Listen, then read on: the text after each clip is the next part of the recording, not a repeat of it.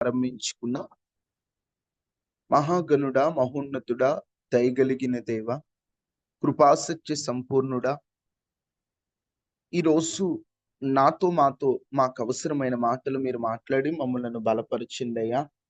నీ వాక్యం ద్వారా మమ్మలను పురికొల్పి ఆదరించి ధైర్యపరిచి నెమ్మదినిచ్చి అయా సరిచేసి స్థిరపరచమని యేసు నామములో అడిగి వేడుకొని ఉన్నాము తండ్రి. ఆమెన్. ఆమెన్.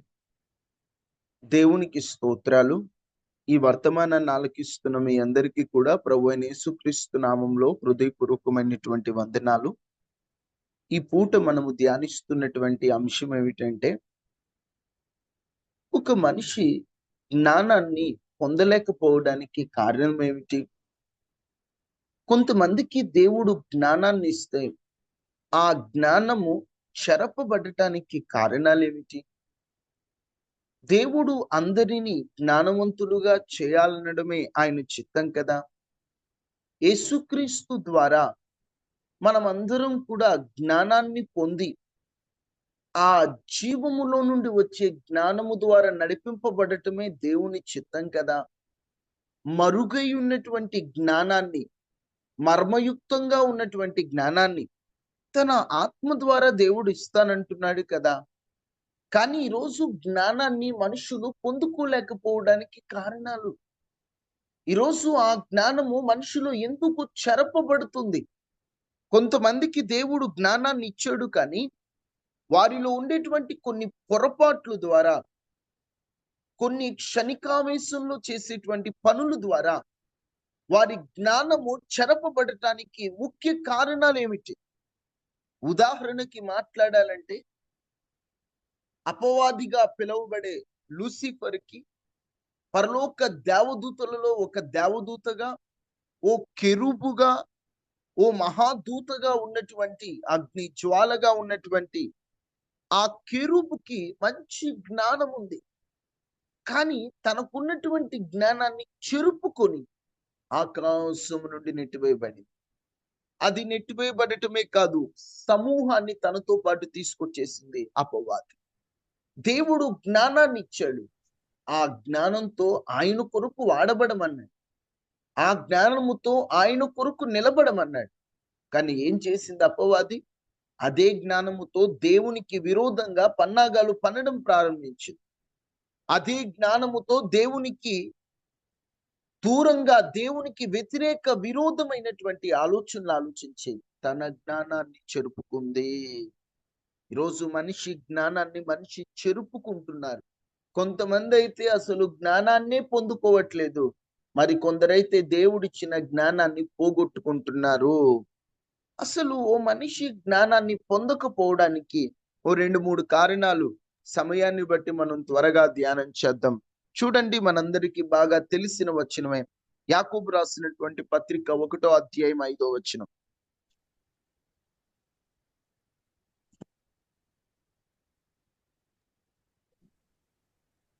నీలో ఎవరికైనాను జ్ఞానము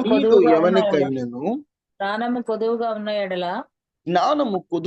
ఎడల అతడు దేవుని అడగవలెను,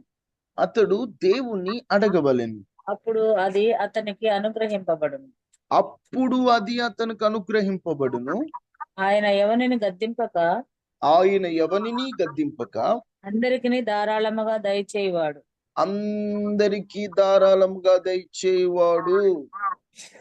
ఇక్కడ ప్రతి మనిషికి జ్ఞానము కొదువు ఉంటుంది.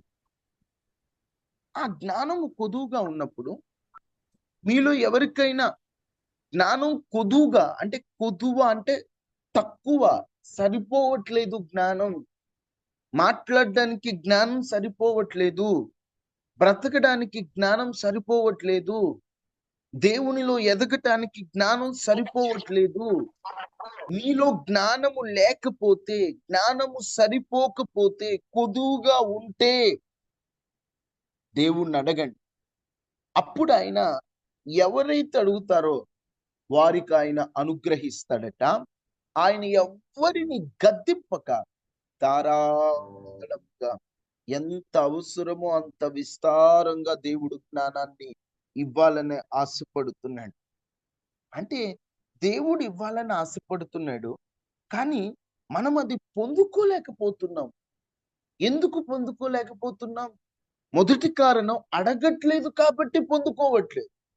ఈరోజు మీ ప్రార్థనలో మీరు జ్ఞానాన్ని అడిగారా? నిన్న అడిగారా? మొన్న అడిగారా? అసలు ప్రార్థనలో జ్ఞానాన్ని అడుగుతున్నారా? ప్రభువా నాకు జ్ఞానం కావాలి. మాట్లాడే విషయంలో జ్ఞానంగా ప్రవర్తించాలి. బ్రతికే విషయంలో జ్ఞానంగా ప్రవర్తించాలి. నా చూపు జ్ఞానవంతమైన చూపుగా ఉండాలి. నా తలంపులు జ్ఞానవంతుని తలంపుల వలె ఉండాలి. అయ్యా నాకు జ్ఞానం కావాలి.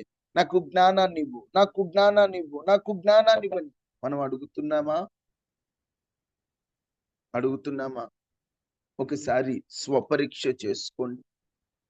మనము జ్ఞానాన్ని అసలు అడిగే అలవాటును కలిగున్నామా? ఈ రోజుల్లో చాలా మంది జ్ఞానాన్ని అడగట్లేదండి.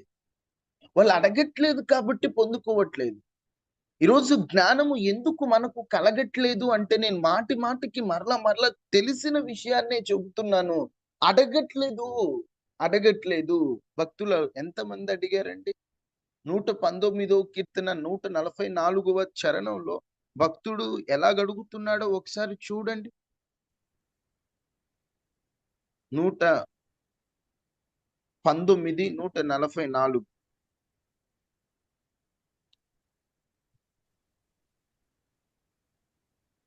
దేవా నీ శాసనములు శాశ్వతమైన నీతి గలవి. దేవా నీ శాసనములు శాశ్వతమైన నిత్యము కలిగినవి. నేను బ్రతుకున్నట్లు నాకు తెలివి దయచేయము. నేను బ్రతుకున్నట్లు నాకు తెలివినివ్వయ్యా. జ్ఞానం తెలివికి ఉండేటువంటి తేడా మీకు చెప్పాను. ఈ రెండు అవసరమేనండి. తెలివిని ఎలా వాడాలో అదే జ్ఞానం అని. భక్తుడు అంటాడు, అయ్యా నేను బ్రతుకున్నట్లు నాకు తెలివినివ్వయ్యా, నాకు జ్ఞానాన్ని ఇవ్వయ్యా, నాకు జ్ఞానాన్ని ఇవ్వయ్యా. ఈరోజు మీ అందరికీ తెలుసు జ్ఞానాన్ని అడగాలి, తెలివిని అడగాలని. ఏ పద్ధతిలో అడగాలో దేవుణ్ణి ఓ 2 మాటలు, ఈ మొదటి మాటలోనే 2 మాటలు చూద్దాం. దేవుణ్ణి అడగాలి, జ్ఞానం అడగాలి, తెలివిని అడగాలి. ఒక చోటేమో మీలో ఎవరికైనా జ్ఞానం పొదువుగా ఉంటే అడగండి అని చెప్పాను. ఒక చోటేమో భక్తుడు నేను బ్రతుకున్నట్లు నాకు తెలివిని దయచేవయ్యా అని అడుగుతున్నారు. అసలు దేవుణ్ణి ఎలా అడగాలో ఓ 2-3 మాటలు మనం చూద్దాం. జ్ఞానము దేవుణ్ణి అడిగిన వ్యక్తి అన్న వెంటనే మనకు గుర్తొచ్చేది ఎవరో తెలుసా? సొలొమోను. సొలొమోను దేవుణ్ణి ఎలా అడిగాడో ఒకసారి దేవుని వాక్యాన్ని మనందరం కూడా ధ్యానం చేద్దాం. తీయండి అమ్మా అందరూ. సొలొమోను జ్ఞానాన్ని అడిగినటువంటి రెఫరెన్స్ తీయండి. కొన్ని రెఫరెన్స్లు చెప్పే పని లేకుండానే వెంటనే తీసి చదివేటట్టుండారు.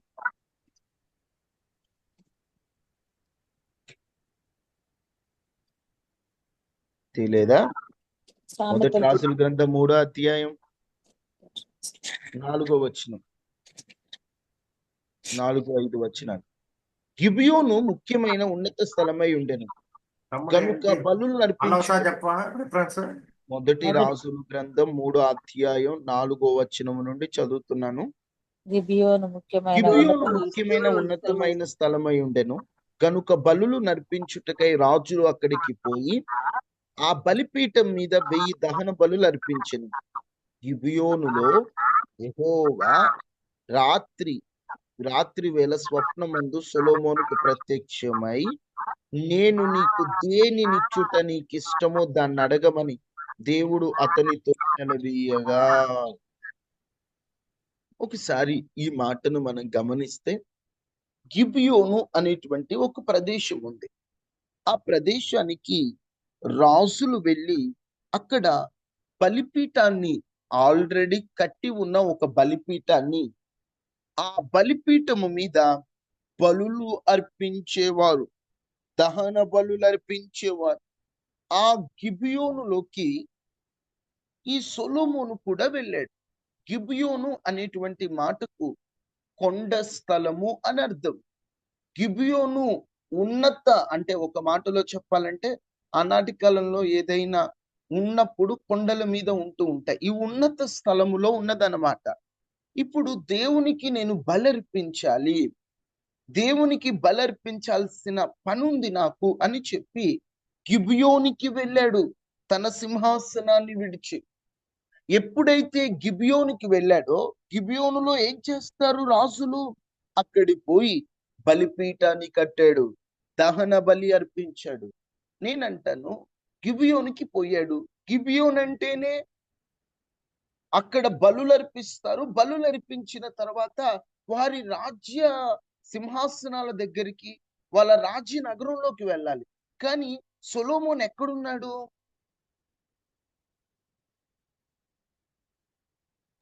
అక్కడే ఉండిపోయాడు. అమ్మా, నా మాటలు కొంచెం అర్థం చేసుకోండి. రాజేమో రాజ్య సింహాసనం దగ్గర రాజ్య నగరంలో ఉంటారు. గిబియోను అనేటువంటి ఒక ప్రదేశం ఉంది, అది కొండ స్థలములో ఉంటది. దాని పేరే కొండ స్థలము. అది ఉండడం కూడా అలాగునే కొండ స్థలములో ఉంటుంది. ఆ గిబియోనులో ఏం చేస్తారంటే బలులు అర్పిస్తారన్నమాట రాజులు. బలుల్లో కూడా చాలా రకాలు ఉంటాయి.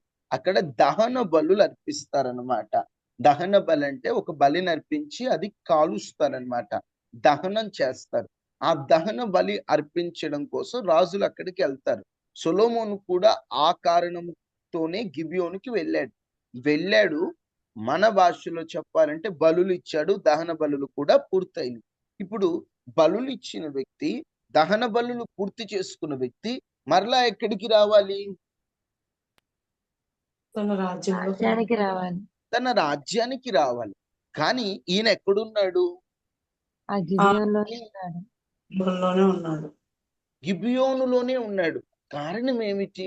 చాలా మంది అనుకుంటారు, ఏదో సొలొమోన్ నిద్రపోతుంటే దేవుడు సొలొమోన్తో మాట్లాడాడు, దేవుడు నీకేం కావాలని డైరెక్ట్ గా అడిగేశాడు అని మనం అనుకుంటాం. కానీ వాస్తవంగా అక్కడ చెప్పాలంటే ఈయన బలులు ఇచ్చేటప్పుడు ఎలా పడితే అలా బలులు ఇవ్వలేదు.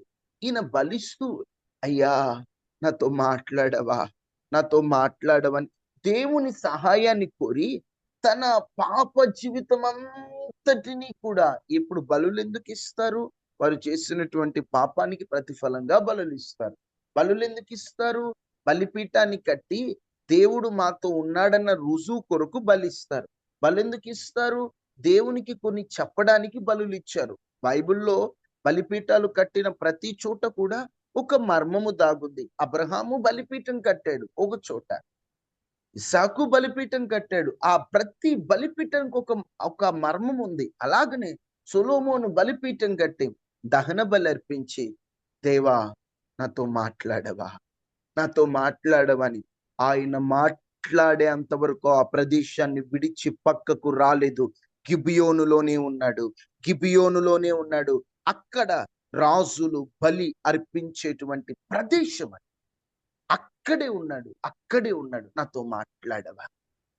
ఇతడు ప్రార్థనలో మొదట మనకేం కనిపిస్తుందంటే పట్టుదల కనిపిస్తుంది. ఈరోజు నీ ప్రార్థనలో పట్టుందా? నీ ప్రార్థన పట్టుదల కలిగి ప్రార్థన చేస్తున్నావా? ఇచ్చేంత వరకు నేను వదలను ప్రభువా, మాట్లాడేంత వరకు విడువను ప్రభువా. ఒక పట్టు విడువని మగసిరి కలిగిన ప్రార్థనాత్మ ఈరోజు మనం కలిగి ఉన్నామా? 2-3 రోజులు ప్రార్థన చేసి, ఒక 2 నెలలు ప్రార్థన చేసి, ఒక 2 సంవత్సరాలు ప్రార్థన చేసి, ఈయన మారడు, ఇది జరగదు, ఇది అవ్వదు, ఇది నాకు రాదు, ఇక నాకు ఈ మేలు జరగదు అని నీకు నువ్వే ఫిక్స్ అవుతున్నావు. కానీ పట్టు విడవకుండా ప్రభు పాదాలు పట్టుకున్నావా? పట్టు విడవకుండా ప్రభు పాదాలు పట్టుకొని ముందుకెళ్ళావా? ఒకసారి నువ్వే పరీక్షించుకో. సొలొమోను మాత్రం బలర్పించి ఏదో నేను ఇవ్వాల్సిన ఇచ్చేసాను, నాకు నచ్చినట్లు నేను ఉంటాను అనుకోలే. గిబియోనులోనే ఉన్నాడు. ఆ గిబియోనులో సొలొమోను ఉన్నప్పుడు యెహోవా రాత్రి వేళ స్వప్నమందు సొలొమోనుకి ప్రత్యక్షమై, అప్పుడు దేవుడు ప్రత్యక్షమై, నేను నీకు దేనినిచ్చుట నీకు ఇష్టమో దానిని అడగమన్నాడు. డైరెక్ట్ గా నీకు ఇష్టమైంది ఏంటో చెప్పు, నేను ఇస్తానని ఎలాగంటారు? అంతకు ముందు ఆయన కొన్ని పనులు చేశాడు. ప్రభువుకి అది నచ్చి నీకు ఇష్టమైంది ఏంటో చెప్పు అని అప్పుడు అడిగాడు. ఏమీ లేకుండా డైరెక్ట్ గా వచ్చి నీకు ఇష్టమైంది ఏంటో చెప్పు అన్నారు కదా. అక్కడ ముందు కొంచెం జరిగింది. ఏం జరిగింది? పట్టు విడవకుండా ప్రభు పాదాలు పట్టుకోవడం ఒకటి జరిగింది. పట్టు విడవకుండా దేవుని పాదములను, ఆ బలి అర్పించు స్థలమును విడవకుండా అక్కడే ఉన్నాడు. ఈరోజు దేవుడు మనకి జ్ఞానం ఇవ్వాలంటే పట్టు విడవకుండా మనం ప్రార్థన చేయాలి. పట్టు ఉండాలండి ప్రార్థనలో. ఏదో కాసేపు చేసి వదిలేసేవారుగా కాదు, మగసిరి కలిగిన ఆత్మతో ముందుకు నడవాలి. యాకోబు ఆశీర్వాదాన్ని ఇశ్రాయేలులు అనుభవించడానికి కారణం ఏమిటంటే పట్టు విడవని ఆ ప్రార్థనే. మనందరం కూడా ఆత్మీయ ఇశ్రాయేలీయులు. అంటే యాకోబు రక్తము ద్వారా వారు ఇశ్రాయేలీయులు అయితే, యాకోబు దేవుని నమ్మి మనం ఆత్మీయ ఇశ్రాయేలీయులు అయినప్పుడు మన పితరుడు అయినటువంటి యాకోబుకు ఉండే పట్టుదల మనకు ఉండొద్దా? ఒక రాత్రంతా ఒక అంశం కొరకు ఎప్పుడన్నా ప్రార్థన చేశారా? ఒక అంశాన్ని ప్రభు ఇచ్చేంత వరకు పట్టుబట్టి ప్రభు పాదాలు పట్టుకున్నటువంటి ఆనవాళ్ళు ఏమైనా ఉన్నాయా? ఈరోజు మన జీవితాల్లో మనకి పట్టనేటువంటిది ఉందా? ఏదో నామమాత్రంగా ఆచారంగా మనం వెళ్ళాం, కానీ పట్టు విడవకుండా ప్రభు పాదాలు పట్టుకునేటువంటి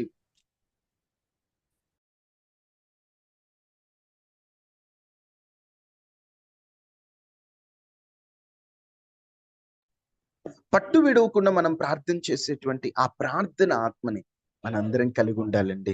మనందరం కలిగి ఉండాలి. ఒక్క నిమిషం.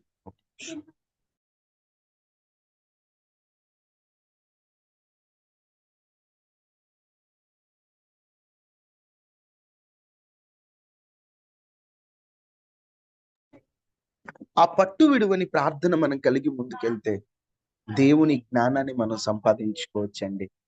ఇంకా చాలా విషయాలు ఉన్నాయి, ఒక్కొక్కటి మనం ధ్యానం చేద్దాం. ఒకటి, సొలొమోను జ్ఞానాన్ని పొందడానికి ముఖ్య కారణం ఒకటి, వివరించుటకు ఎక్కువ సమయం లేదమ్మా, అందరూ చెప్పాలి ఏంటా ఒకటి? ప్రార్థన చేశారు. పట్టు విడువని ప్రార్థన. చెప్పండి ఏంటది? పట్టుదల కలిగిన ప్రార్థన. పట్టు విడువని ప్రార్థన. ప్రార్థన యందు మనకేం కలిగి ఉండాలని చెప్పి రోమ పత్రికలో రాయబడి ఉంటది. ఆసక్తి కలిగి మగసిరి గల ప్రార్థన. చదవండి ఒక్కసారి ఆ మాట, రోమిలకు రాసినటువంటి పత్రిక. అందరూ బైబిల్ తెరిచి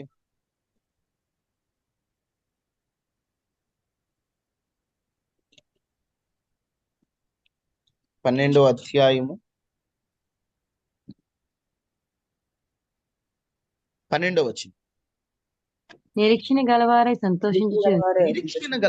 సంతోషించుచు శ్రమయందు ఓర్పు గలవారై ప్రార్థన యందు పట్టుదల కలిగిండుడి. ప్రార్థన యందు పట్టుదల కలిగి ఉండండి. ప్రార్థన విషయంలో పట్టుదల కలిగి ఉండండి. దేవుడు ఇచ్చేంత వరకు ఆయన పాదములు పట్టుకోండి. ఈరోజు మనం ఎలా ఉంటామంటే, ఒకటి దేవుణ్ణి అడుగుతున్నామంటే, దేవా నాకు పలానది ఇవ్వు అని 2 సంవత్సరాలు అడిగాం, 3 సంవత్సరాలు అడిగాం, ఏ జవాబు రానప్పుడు ఒకటి, ప్రభువా ఈ ఆలస్యం వెనుకున్నటువంటి కారణం ఏమైనదో నాకు తెలియదయ్యా అని చెప్పి మనం ప్రార్థనలో మార్చవలసింది ఏంటంటే, ప్రభువా నేను అడిగేది నీ చిత్తం కాదేమో, అందుకే నీవు ఇవ్వట్లేదు, నీ చిత్తమైనది ఏదో నాకు ఇవ్వయ్యా అని ప్రార్థన మార్చాలి. ఇక ఎప్పుడు ముద్దుకుట్టులాగా నాకు అది ఇవ్వు, నాకేం చేస్తావో తెలియదు, నాకు అది ఇవ్వంటే అది నీకు మేలు కాదేమో. కొన్ని దేవుడు మనకి ఇవ్వకపోవడానికి కారణం అది మనకు మంచిది కాదు, అది మనకు మేలు కాదు, దాని వలన మనం నష్టపోతాం. మన జీవితంలో దేని వలన మనం నష్టపోతామో దాన్ని దేవుడు మన నుంచి దూరం చేస్తాడు. అది బంధమైనా, అది మనం కోరుకున్నది ఏదైనా, కొన్ని స్నేహాలు, కొన్ని బంధాలు, కొన్ని బాంధవ్యాలు కూడా దేవుడు దూరం చేస్తాడు.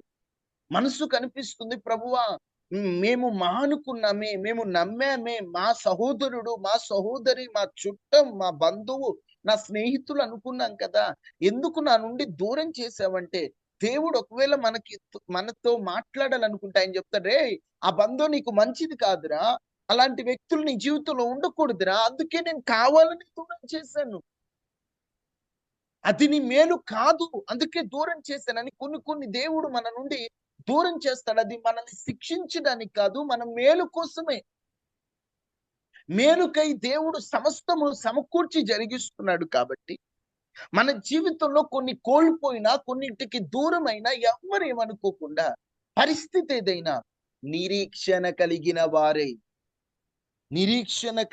వారై సంతోషించుచు శ్రమలో ఓర్చుకుంటూ ప్రార్థన యందు పట్టుదల కలిగి ఉండు.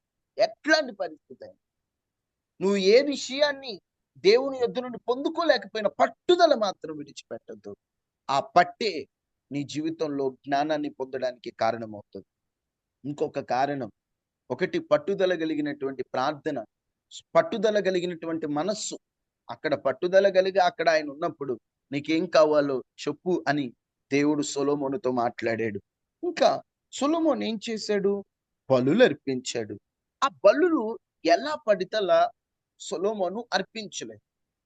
బలులు అర్పించేటప్పుడు ముందు ఆ బలిపీఠాన్ని ఏర్పాటు చేయాలన్నమాట. అక్కడ బలిపీఠం ఉన్నా అర్పించేవాడు కూడా బలిపీఠాన్ని ఏర్పాటు చేయాలి.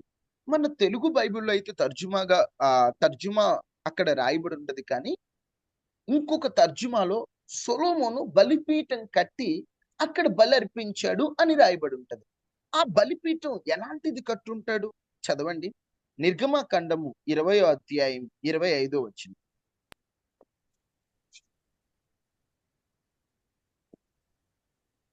నిర్గమకాండం. రాళ్లతో బలిపీఠంను చేయనప్పుడు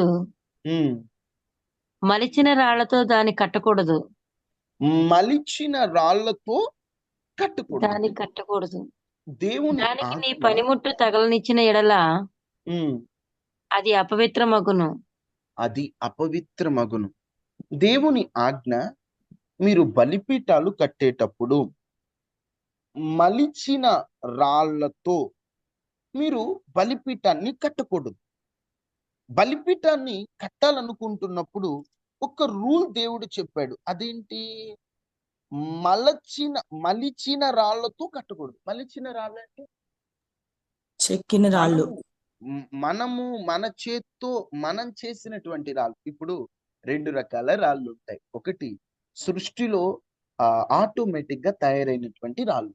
2 మనిషి చెక్కడం ద్వారా, మనిషి ఒక రూపంలోకి మలచి ఒక రూపాల్లోకి తీసుకొచ్చి ఆ రాళ్లతో బలిపీఠాన్ని కడతాడు. ఇప్పుడు ఎలాంటి బలిపీఠం కట్టకూడదు బలి అర్పించేవాడు? మలిచిన రాళ్లతో కట్టకూడదు. అంటే ఏంటి దాని అర్థం? మన మనిషి చేతులు చేసిన చెక్కిన రాళ్ళతో కట్టకూడదని. మనిషి ఆలోచన ద్వారా, మనిషి తలంపుల ద్వారా, మనిషి ఎలాగనుకుంటున్నాడో అలాగ తన ఆలోచన ద్వారా కట్టేటువంటి ఆ రాళ్ళతో కట్టిన బలిపీఠాల మీద బలి చెల్లదు. అదే కాకుండా మనిషి పనిముట్టు దానికి తగలకూడదు. అంతే. మనిషి సొంత పెత్తనాలు దాని మీద రుద్దకూడదు. పనిముట్టు తగలకూడదు. అదే అయ్యా అదేం లేదయ్యా, పొరపాటున పనిముట్టు తగిలి అది మలచబడిందంటే కుదరదు బాబు. నువ్వు బలిపీఠం కట్టాలనుకుంటున్నావు. బలిపీఠం కట్టడం అంటే ఏం లేదు. ఆనాటి కాలంలో పాత నిబంధనలో బలులు అర్పించేవారు. వారు బలులు అర్పిస్తున్నప్పుడు ఆ బలి అర్పించడానికి ఒక పీఠాన్ని కడతారు. ఆ పీఠమే బలిపీఠం. ఆ బలిపీఠాన్ని రాళ్లతో కడతారు. ఆ రాళ్ళు మలచిన రాళ్లతో కట్టకూడదు. ఆటోమేటిక్ గా సృష్టిలో తయారైనటువంటి రాళ్ళతోనే బలిపీఠం కట్టాలి. ఇప్పుడు దేవుడు సొలొమోను దేవుడు అంగీకరించాడంటే ఆ బలిపీఠాన్ని మలిచిన బలిపీఠమా, మలచిన బలిపీఠమా? ఏ రాళ్ళతో కట్టుంటారు? ఆటోమేటిక్ రాళ్ళు. ఒకవేళ రాయి గనక మలచి ఉంటే ఆ బలిని దేవుడు అంగీకరించేవాడా? అంగీకరించాడు. ఎందుకు ఈ మలచని రాళ్ళు అంటే మలచని రాళ్ళు? అమ్మా దయచేసి మ్యూట్ లో పెట్టండి. మలచని రాళ్ళతో దేవుడు ఎందుకు కట్టాలనుకున్నాడంటే, ఒకటి, దేవునికి ఒక బలి అర్పించేటప్పుడు నీ సొంత ఆలోచన, నీ సొంత తలంపులు, నీ విధానాలు, నీకు సంబంధించినవన్నీ ప్రక్కకు పెట్టాలి. రోజు దేవునికి కొన్ని అర్పించేటప్పుడు మన సొంత ఇష్టాలు వాడుతుంటారు, మన సొంత తలంపులు వాడుతుంటారు. ఇక్కడ ఈ మాట యొక్క అర్థం ఏంటంటే, మన సొంత ఆలోచనలు, మన సొంత చిత్తాలు కాదండి. అయ్యా నీ చిత్తం ఏమైంది, నువ్వు ఎలా చేయాలనుకుంటున్నావు, నీకేది ఇష్టం, నీకెలా ఇష్టం అనేటువంటి మనస్సు మనకి కలగాలి. ఒకటి, బలర్పించడం అంటే పాత నిబంధనలో బలులు ఇచ్చేవారు. క్రొత్త నిబంధన ప్రకారం ఏంటయ్యా బలి?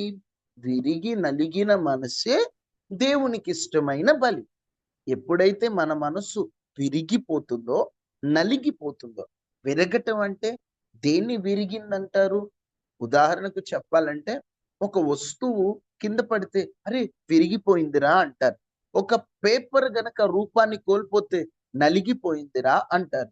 విరిగిపోయింది అంటే విరిగి నలిగిన మనస్సు, రెండు రకాల అర్థాలు వస్తాయి. ఒకటి ఆత్మీయ అర్థం గురించి మాట్లాడాలంటే పాపం మీద మనస్సు విరిగిపోవాలి.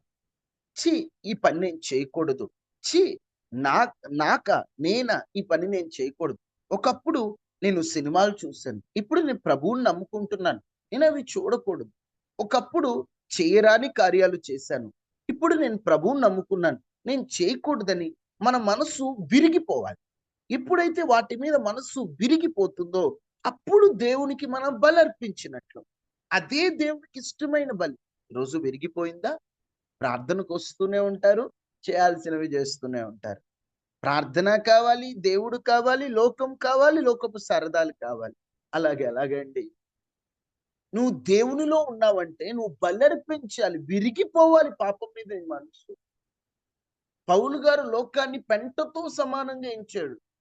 నాకు ప్రభు కావాలి, నాకు లోకం కావాలి అనలేదు. ఎందుకంటే లోకము దాని ఆశలన్నీ గతించిపోతాయి, అవన్నీ కూడా పెంటగా భావించాడు. ఈరోజు మనకు ఆ భావన ఉందా? మనకు ఆ మనస్సు ఉందా? వాక్యాన్ని వింటున్నాం కానీ, వాక్య ప్రకారంగా బ్రతకాలని మనం ఆశపడుతున్నాం కానీ మన మనస్సు విరిగిపోతుందా? పాపం మీద మనసు విరిగిపోతుందా? పాపానికి సంబంధించినటువంటి లోకాశల మీద విరిగిపోయిందా? విరిగి అదే విధంగా దేవుని కొరకు నలిగిపోయే మనస్సు మనకు కలగాలి. ఎప్పుడైతే ఆ నలిగిపోయే మనస్సు మనకు ఉంటుందో అదే ఒక బలి. ఇంకో రకమైన బలి ఏంటంటే, నేను పాపిని ప్రభువా, నేను చేసింది తప్పు అని మన మనస్సు విరిగిపోయే అర్థము ఇంకొకటి వస్తుంది. ఇంకొక అర్థం ఏమిటంటే, మనుషుల మాటలతో, మనుషులు లోకంలో మనల్ని బాధ పెట్టడం ద్వారా విరిగిపోయి నలిగిపోయి లోకం చేత అటు ఇటు కొట్టబడిన వ్యక్తులుగా అర్థం కూడా వస్తుంది. ఏదైనా దేవునికి ఒక బలిగా మనం అర్పించాల్సింది ఏంటంటే మన మనస్సే. ఎందుకంటే బలుల కంటే ఆయన మాట విని ఆయనకు లోబడి ఉండటమే ఆయనకి ఇష్టం. బైబిల్ ఏమని రాయబడి ఉంటది? బలి అర్పించుట కంటే మాట వినుట శ్రేష్టము.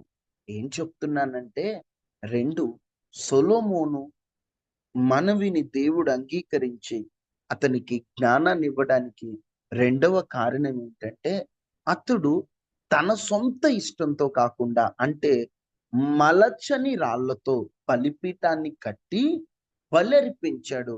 మనం కూడా మన సొంత ఇష్టాలన్నీ ప్రక్కన పెట్టి, మన సొంత ఆలోచనలన్నీ ప్రక్కన పెట్టి, మన సొంత తలంపులన్నీ ప్రక్కన పెట్టి మన మనస్సును ప్రభుకి అర్పిస్తే అప్పుడు దేవుడు మనకి జ్ఞానాన్ని ఇస్తాడు. మన మనస్సు పాపపు విషయంలో విరిగిపోయి దేవుని కొరకు నలిగిపోయే మనస్సు మనకుండాలి. ఈరోజు దేవుని కోసం నలిగిపోయే మనస్సు మనకుందా? దేవుని కోసం నేను బ్రతకాలనుకుంటున్నాను, దేవుని కోసం జీవించాలనుకుంటున్నాను, దేవుడి కోసం ఏదైనా చేయడానికి నేను వెనుకాడను అనే మనస్సుందా? లేదండి, చాలా తక్కువగా కనిపిస్తుంది ఆ మనస్సు. ఈ రోజైనా ఆ మనస్సుని నాకు ఇవ్వయ్యా అని ప్రార్థన చేసుకుంటే నీ బలిని దేవుడు స్వీకరించి నీకు జ్ఞానాన్ని ఇస్తాడు. ఏం బలులు ఇవ్వాలో అర్థమవుతుందా? అమ్మా, దేవునికి నీ మనస్సే బలివ్వు. నీకు ఇష్టమైనట్లు ఇవ్వడం కాదు, మలచని రాళ్లతో ఇవ్వు. అయ్యా నాకు ఇట్లు ఇష్టం, నా ఇష్టం కాదయ్యా, నీ ఇష్టం అయ్యా. ఈరోజు ఆ మనస్సు ఉందా? నా ఇష్టం కాదయ్యా, నీ ఇష్టమే జరగాలి. మీ గురించి మీరు ప్రార్థన చేసుకునేటప్పుడు ఏమని ప్రార్థన చేసుకుంటున్నారు? నాకు ఇష్టం, నాకు ఇది ఇష్టం ప్రభువా, ఇచ్చే, నాకు అది ఇష్టం ఇచ్చే. కాదు, నీకేది ఇష్టమో నాకు అది ఇవ్వయ్యా, నీకు ఇష్టమైనట్టు నేను బ్రతకాలయ్యా, నీకు నచ్చినట్లు నేను జీవించాలయ్యా, నీకోసం నేను బ్రతకాలయ్యా అనేటువంటి మనస్సు మనకు కలిగి ఉండాలి. 2 సొలొమోనుకి దేవుడు జ్ఞానాన్ని ఇవ్వడానికి రెండవ కారణం, మలచని రాళ్లతో బలులు అర్పించాడు. అక్కడ బలిపీఠాన్ని ఏర్పరిచి బలర్పించాడు. దానర్థం విరిగి నలిగిన మనస్సే మనం దేవునికి ఒక బలిగా అర్పిస్తే అప్పుడు దేవుడు మనకి జ్ఞానాన్ని ఇస్తాడు. సొలొమోను జ్ఞానాన్ని ఎలా పొందుకున్నాడో అర్థమవుతుంది కదా. 1 పట్టుదల కలిగిన ప్రార్థన చెప్పాలి అందరూ. 1 పట్టుదల కలిగి ప్రార్థన చేయడం. పట్టు విడవకుండున్నాడు. అక్కడ రాత్రి అక్కడే ఉన్నాడంటే పట్టు విడవకుండున్నాడు. అందుకని చెప్పి దేవుడు జ్ఞానాన్ని ఇచ్చాడు. 2 మలచని రాళ్లతో ఆలోచన రాళ్లతో బలిపీఠం కట్టాడు. బలి అర్పించాడు. ఏం చేశాడు? బలి అర్పించాడు. బలి అర్పించాడు. 3 కూడా చూద్దాం. 3 మొదటి రాజులు గ్రంథం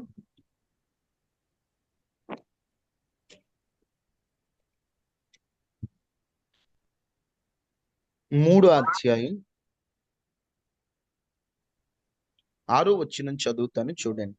సొలొమోను ఇలాగూ మనవి చేశాను, నీ దాసుడును నా తండ్రి అయిన దావీదు నీ దృష్టికి అనుకూలముగా సత్యమును నీతిని అనుసరించి యథార్థమైన మనసు గలవాడై ప్రవర్తించెను గనుక నీవు అతని ఎడల పరిపూర్ణమైన కటాక్షమగు పరిచి ఈ దినమునున్నట్టుగా అతని సింహాసనం మీద అతని కుమారుని కూర్చుండబెట్టి అతని యందు మహాకృపను చూపి ఉన్నావు. నా దేవా యెహోవా, నీవు నా తండ్రి అయిన దావీదునకు బదులుగా నీ దాసునైన నన్ను రాజుగా నియమించిన. అయితే నేను బాలుడను, కార్యములు జరుపుటకు నాకు బుద్ధి చాలదు. నీ దాసునైన నేను నీవు కోరుకున్న జనుల మధ్య ఉన్నాను. వారు విస్తరించి ఉన్నందున వారిని లెక్క పెట్టుటయు వారి విశాల దేశం తనిఖీ చేయుటయు అసాధ్యము. ఇంత గొప్పదైన నీ జనమునకు న్యాయము తీర్చగలవాడెవడు? కాబట్టి నేను మంచి చెడ్డలు వివేచించి నీ జనులకు న్యాయము తీర్చినట్లు నీ దాసునైన నాకు వివేకము గల హృదయము దయచేయము. 10వ వచనం, సొలొమోను చేసిన ఈ మనవి ప్రభువుకి అనుకూలమాయను కనుక. దేవునికి అనుకూలంగా ప్రార్థన చేశాడండి. 3వది. వీటిని వివరించడానికి సమయం అయితే లేదు, కానీ నా మాటలు మీకు ఎంత అర్థమవుతున్నాయో. దేవుని జ్ఞానాన్ని సొలొమోను పొందుకోవడానికి ఒక 2-3 కారణాలు చెప్తున్నాను. ఒకటేమో పట్టు విడవకుండా బలర్పించి రాత్రి అక్కడే గిబియోనులోనే ఉన్నాడు. 2 బలిపీఠాన్ని కట్టి అక్కడ దహన బలులు అర్పించాడు. మనం కూడా విరిగి నలిగిన మనస్సే దేవునికో దహన బలిగా అర్పించాలి. ఇక్కడ మరొక మాటను మనం గమనిస్తే అక్కడ సొలొమోను చెప్తున్నాడు, అయ్యా నేను దావీదు కుమారుణ్ణి, అభాగ్యుడిని, నా వయసు సరిపోదు, నేను బాలుడిని, దేశం చాలా పెద్దది, దాన్ని తనిఖీ చేయాలంటే కూడా చాలా వివేకం అవసరం, బుద్ధి అవసరం, నాయనా నాకు అనుగ్రహించయ్యా అని చెప్పి ఎంత ప్రార్థన చేస్తాడంటే ఒక్క మాటలో దావీదు కుమారుడైన సొలొమోను ప్రార్థనని దేవుడు ఏమని తేల్చాడంటే, సొలొమోను చేసిన ఈ మనవి ప్రభువునకు అనుకూలమను. అమ్మ, మనం చేసే ప్రార్థన దేవునికి అనుకూలంగా ఉంటుందా? మనకు అనుకూలమైన ప్రార్థన చేస్తుంటాం. మనకి ఏది వీలుగా ఉంటే అది, మనకి ఏది అనుకూలంగా ఉంటే అది, మనకి ఏది నచ్చితే అది, మనకి ఏది ఈజీగా ఉంటే అది, మనకి ఏది నోరు తిరిగితే అది, మనకి ఏది బాగుందంటే అది మనం చేస్తుంటాం. కానీ దేవునికి అనుకూలమైన ప్రార్థనలు చేస్తున్నామా? ఒకసారి మీరే చెప్పండి. అయ్యా నేను దేవునికి అనుకూలంగా ప్రార్థన చేస్తున్నాను అనుకుంటున్నావా? నిజంగా సొలొమోను చేసిన ఆ మనవి ప్రభువు మెచ్చాడట. నువ్వు అడిగేది ఎలా ఉండాలంటే ప్రభువుని విసిగించేటట్లు, అంటే విసిగించడం అంటే నువ్వు మాటి మాటికి అడగటం అని కాదని అర్థం. కొంతమందికి అడగటం తెలియట్లేదు. ఎలాగ అడుగుతారంటే ఏదో ఒక రకంగా అడుగుతూ ఉంటారండి. దాన్ని అంతా వివరించడానికి సమయం లేదు. కానీ పరిసయ్యులు సద్దుకయ్యులు అడిగినట్లు అడుగుతుంటారు. నేను అంటాను, మీరు దేవుణ్ణి అడిగేటప్పుడు ఎన్నో మార్లు మీకు చెప్పాను, పరలోక ప్రార్థన క్రమాన్ని చెప్పాడు. ఇలాగూ ప్రార్థించమన్నాడు. తండ్రిని అడగండి, మీకు ఏది అవసరమో అది అడగండి. ఆయన నామములో అడుగుతున్నప్పుడు ఖచ్చితంగా దేవుడు మనకిస్తాడు. అమ్మ, ప్రార్థన చేసుకునేటప్పుడు మనకు అనుకూలంగా కాదు, దేవునికి అనుకూలంగా మనం అడుగుదాం. ఒకటి అడిగేటప్పుడు దేవునికి అనుకూలంగా, దేవుడు ఎలా మెచ్చుతాడో దేవునికి అనుకూలంగా మనం అడిగితే ఖచ్చితంగా దేవుడు అది మనకు అనుగ్రహిస్తాడు. సొలొమోను చేసిన మనవి దేవునికి అనుకూలంగా ఉండేసరికి సొలొమోను అడిగింది ఒకటే అయితే దేవుడు అత్యధికంగా ఐశ్వర్యము ఘనతను కూడా దేవుడు అనుగ్రహించాడు. ఈరోజు నువ్వు దేవుణ్ణి అడుగుతున్నావా? అయ్యా నాకు బుద్ధి చాలదు, అయ్యా నాకు జ్ఞానం చాలదు, నాకు జ్ఞానాన్ని ఇవ్వండి. దేవునికి అనుకూలంగా నువ్వు అడిగినట్లయితే దేవుడు ఖచ్చితంగా నీ మనవి అంగీకరిస్తా. అది కూడా అడగండి, ప్రభువా నీకు అనుకూలమైన ప్రార్థన చేయాలయ్యా, ఏదో నాకున్న అవసరాలన్నీ గబగబా నీకు చెప్పడం కాదు. నీకు అనుకూలంగా నేను ప్రార్థన చేయాలి. నీకు అనుకూలంగా నా భక్తి జీవితాన్ని కొనసాగించాలని దేవుణ్ణి అడగండి. 3 విషయాలు మీతో చెప్పాను. సమయం లేక ఎక్కువ వివరించలేదు. పైనే చెప్పేశాను. ఆ మూడిటిని మాత్రం మనసులో పెట్టుకోండి. సొలొమోను జ్ఞానాన్ని పొందుకోవడానికి 3 కారణాలు. 1, పట్టు విడవకుండా ఉన్నాడు. 2, బలిపీఠాన్ని కట్టాడు. 3, దేవునికి అనుకూలంగా ప్రార్థన చేశాడు. ప్రార్థన మనం చేశాడు. కూడా ఆ జ్ఞానాన్ని పొందాలంటే పట్టు విడవకుండా మనం గట్టి పట్టు ప్రార్థన పట్టి దేవుని సన్నిధిలో మనం మొరపెట్టే వారిగా ఉండాలి. 2, మన విరిగి నలిగిన మనస్సే దేవునికి ఇష్టమైన బలిగా అర్పించాలి. బలిగా. అది మన ఇష్టం కాదు, మలచిన రాళ్ళతో కాదు, మలచని రాళ్ళతో, అంటే దేవుని చిత్తానుసారంగా మనం మన జీవితాన్ని దేవునికి అర్పించాలి. 3వదిగా మనము దేవునికి అనుకూలమైనటువంటి ప్రార్థన చేయాలి. మనకు నచ్చినట్లు, మనం మెచ్చినట్లు కాదు, దేవుడికి ఎట్లా ఇష్టమో ఆయనకు అనుకూలమైనటువంటి రీతిలో మనందరం ప్రార్థించే ఆ మనస్సు కలిగి ముందుకు వెళ్తే దేవుడే మనకు జ్ఞానాన్ని అనుగ్రహిస్తాడు. అందరూ తలలు వంచుతారా? ప్రార్థన చేసుకుందామా? చిన్న ప్రార్థన. మ్యూట్ లో పెట్టమన్నమ్మా కొద్దిగా. ఆ, చిన్న ప్రార్థన. మనందరం కూడా, ప్రభువా నాకు జ్ఞానాన్ని ఇయ్యవా? అయ్యా, సొలొమోనుకి జ్ఞానాన్ని ఇచ్చావు కదా, నాకు జ్ఞానం కావాలయ్యా, నేను జ్ఞానాన్ని పొందుకోవాలయ్యా, నీ జ్ఞానం మాకు అవసరమయ్యా. నీ జ్ఞానం లేనిదే మేము బ్రతకలేం దేవా, నీ జ్ఞానం లేనిదే ముందుకు వెళ్ళలేం దేవా. నీ జ్ఞానం మాకు కావాలయ్యా, నీ జ్ఞానం మాకు కావాలయ్యా, నీ జ్ఞానం మాకు కావాలయ్యా అని అందరూ కూడా దేవుని జ్ఞానాన్ని అడుగుతారా? అందరూ కూడా, అయ్యా నీ జ్ఞానం మాకు అవసరమయ్యా, నీ జ్ఞానం లేనిదే ముందుకు వెళ్ళలేమయ్యా. అయ్యా, సొలొమోను ఎలాగైతే పట్టు విడవకుండా గిబోనులో ఉన్నాడో, నేను కూడా అయ్యా పట్టు విడవకుండా నిన్ను అడగాలయ్యా. కొన్నిసార్లు విసిగిపోతున్నాను, కొన్నిసార్లు అవిశ్వాస పడిపోతున్నాను, కొన్నిసార్లు సందేహపడుతున్నాను, కొన్నిసార్లు అయ్యా నేను పట్టు విడవటంలో నిరీక్షణ కోల్పోతున్నానయ్యా.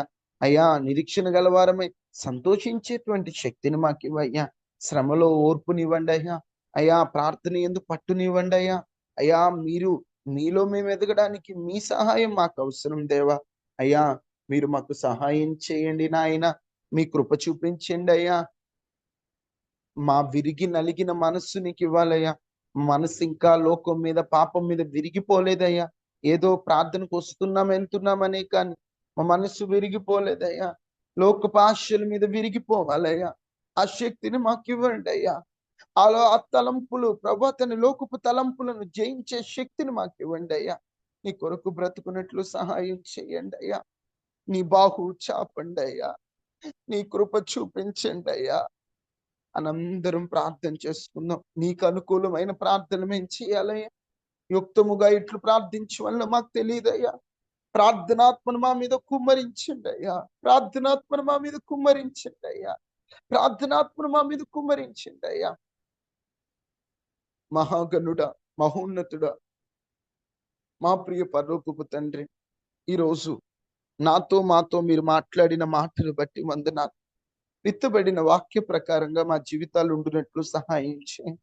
ఎవరైతే ఈ వర్తమానాన్ని విని వారి జీవితాల్లో కొన్ని మార్పులకై పునాదులు వేసుకుంటున్నారో వారందరినీ మీరు దీవించి వారికి మీరు సహాయం చేయండి. అనారోగ్యంతో ఉన్న వారికి స్వస్థతనివ్వండి. ఆర్థిక సమస్యల్లో ఉన్న వారికి విడుదలనివ్వండి. మానసికంగా వేదన చెందుతున్న వారికి ధైర్యాన్ని ఇవ్వండి. మా పని పాటల్లో, చేతి పనుల్లో తోడుగా ఉండండి. ఈరోజు ప్రభా ఏ పని చేయుచున్నామో ఆ పనిలో ప్రభా తండ్రి మాకు విజయాన్ని ఇవ్వండి అయ్యా. ప్రతి ఇంటి చుట్టూ కంచి వేయండి. వైరస్లు, అనారోగ్యాలు, ప్రమాదాలు దరిచేరకుండా కాపాడమని, మా కుటుంబాల్లో సంతోషం, సమాధానం, నెమ్మదినిచ్చి అయ్యా మాకు ఈ రోజు అంతా ప్రశాంతంగా ఉండినట్లుగా మీ బాహు చాపి సహాయం చేయమని, మేము చేస్తున్న ప్రతి పనిలో మీరు తోడుగా ఉండి అయ్యా మీ జ్ఞానం చేత మేము నింపబడినట్లు సహాయం చేయమని, ఈ ఉదయకాల ప్రార్థనలో పాల్గొన్న వారిని, ఈ వర్తమానాన్ని ఆలకించిన వారిని వారందరినీ మీరు దీవించమని అయ్యా. ఎవరెవరు ఏ అక్కరలతో ఉన్నారో వారి అక్కర్లు తీర్చి ప్రతి ఒక్కరి జీవితాల్లో గొప్ప కార్యం చేయమని యేసునామం అడిగి వేడుకుంటున్నాము తండ్రి. ఆమేన్, ఆమేన్. తండ్రి అయిన దేవుని ప్రేమ, కుమారుడైన యేసుక్రీస్తు వారి కృప, పరిశుద్ధాత్మ అన్యోన్య సహవాసం మనకి, మన కుటుంబాలకి ఎల్లప్పుడూ ప్రభు కృపతోడేండును గాక. ఆమేన్.